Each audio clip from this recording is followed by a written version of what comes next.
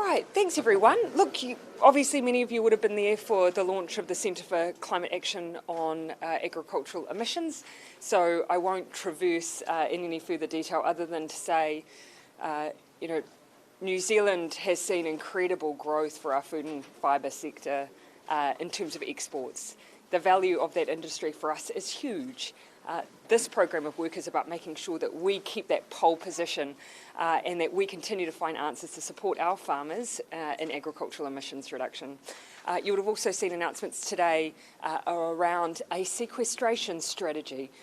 The sector were really clear over the course of consultation on Hawaii Kanoa proposals that in their view a sequestration strategy formed between the sector and government would be a helpful initiative to make sure that we have a clear understanding and approach together on the role of sequestration on our climate action. And so that's what we've committed to, and it's also a chance for us to reaffirm our commitment that sequestration will be part of our strategy for that farm-by-farm approach, and to confirm that today for the sector I think is a helpful contribution to the discussion.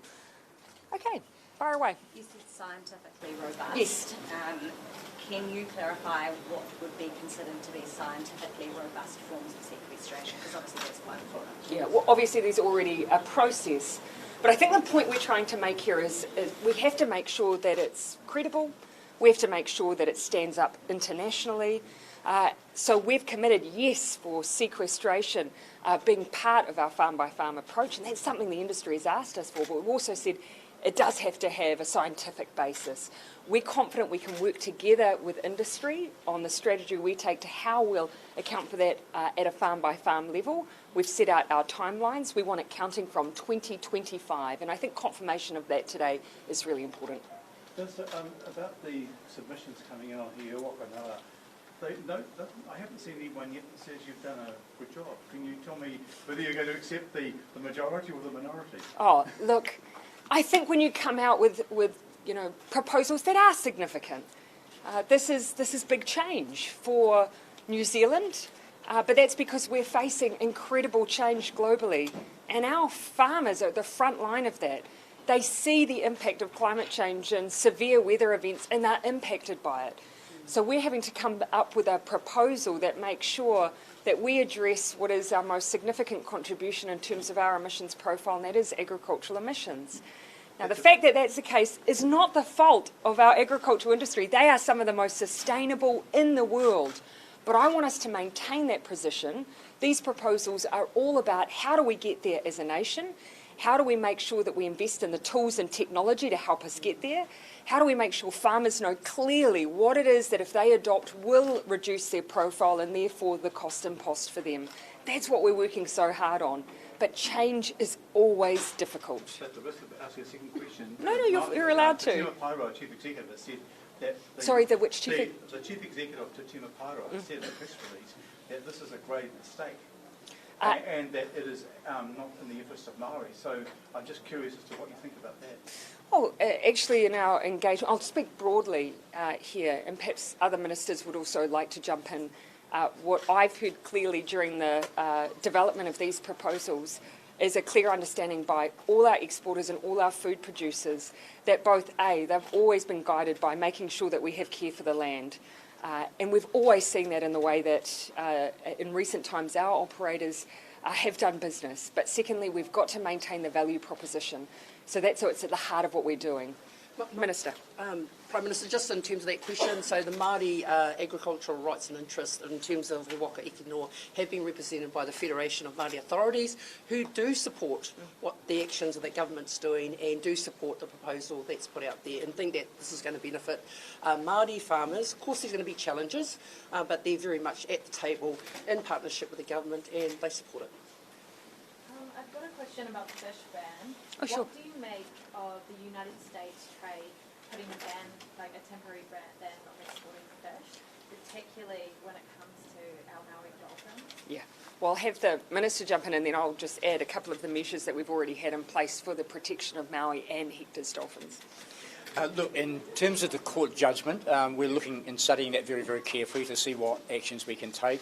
At this stage, it has a relatively small impact on our fish exports to that market, but we're mindful of what might come from that. So we're studying that very carefully. But in terms of Maori dolphin protection, I think we clearly have to put the case, and the Prime Minister will. Yeah, happy to speak to that. Look, sorry, but if I may, the dolphins matter to me a lot. Since we've been in office, we have been hugely mindful of the guardianship role that we have for Maui and Hector's dolphins. In fact, since we've been in office, we've extended some of the trawl and set net bans that you see across particularly the west coast of the North Island. You can see there's large parts now of our coastal west coast of the North Island. There are bans in place out to 4 nautical miles for set net and trawling, and that is to protect those dolphins. So we have taken those measures. I will look with interest at the ruling from the United States, but again, at the heart of those decisions has always been protecting those dolphins. And do you think there's anything more the government could do to protect them? And that's where I want to look at in some detail what has been said, because at the heart of our decision making has been the protection of those dolphins. That's why we extended those bans on the west coast of the North Island particularly, and in parts of the South Island where we knew there was habitat, where we knew there was risk. We wanted to remove those forms of fishing that may put them at risk. We can't afford to lose more of those species because those numbers are so low, and that's what those set net bans and trawl bans have all been about.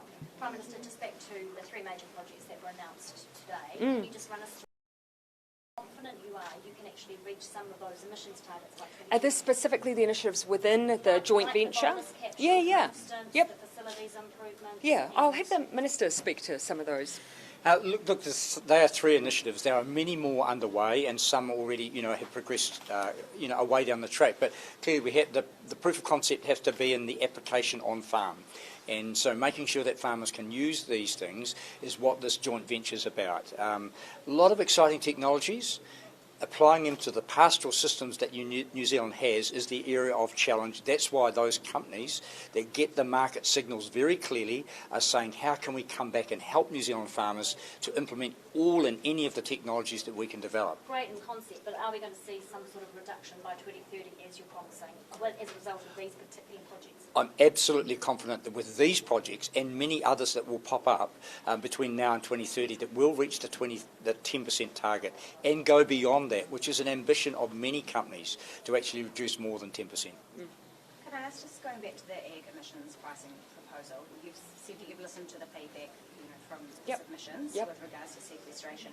There were obviously quite a few other concerns that were raised. Will you be further announcements, or will you be considering other feedback that you've received? Yeah, so look, obviously we still have to make sure that we release our formal response to the consultation around He Waka Eke Noa. So we haven't done that yet. What we thought was important today was, given the discussion around sequestration, to be really clear on where we actually have a shared view. We agree with the suggestion of a sequestration strategy, so we believed it was important to say up front that we agree and that we intend to pursue that. We agree that sequestration will be important in the farm-by-farm approach that we'll be taking, and we want that to have an impact from 2025, so we've been clear on that. There are other areas we need to continue to work through. I have a meeting with industry leaders today. There are areas we agree, and the others I have absolute confidence we will work through and we will find a solution.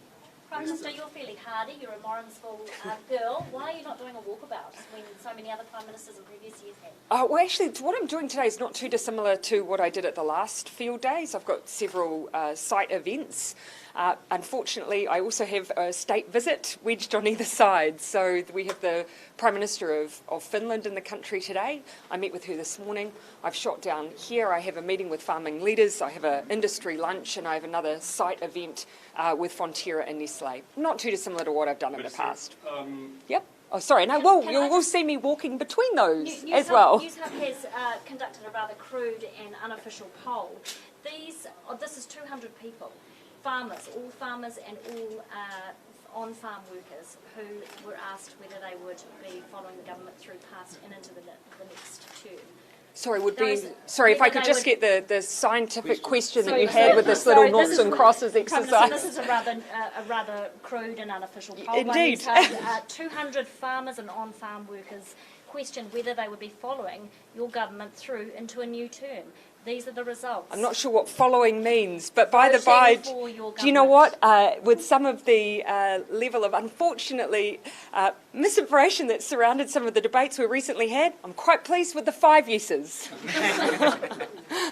What about Anything labour? else? Yeah. In terms of on-farm labour, speaking to many people in immigration here at Fieldays as well, saying that the cost is just substantial, paying $28 an hour in labour, we're paying Kiwis 21 instead.